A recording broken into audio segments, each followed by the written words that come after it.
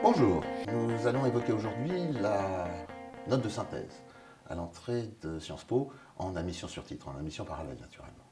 Cette note de synthèse est singulière, particulière, plurielle en quelque sorte.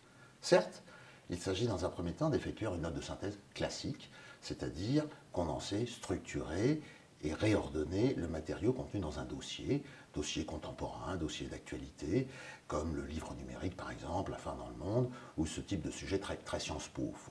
Bien. Donc une note de synthèse classique, concise, synthétique, pardon du pléonasme. Mais pas seulement.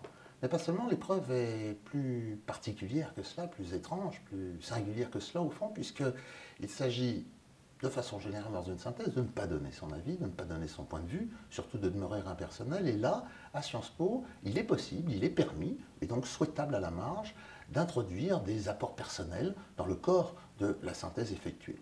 Enfin, cette épreuve est particulière et singulière en ce sens qu'elle contient de plus une attente qui tourne autour de questions auxquelles l'étudiant doit répondre. Deux questions, il doit faire en quelque sorte une micro-dissertation, des petites réponses, mais structurées, elles aussi, structurées et argumentées, à des questions qui sont évidemment liées au dossier sur lequel il a eu à effectuer cette note de synthèse. Et donc, en définitive, la note de synthèse n'est pas simplement une note de synthèse, elle va au-delà et réintroduit d'une certaine façon la culture générale à Sciences Po, au fond.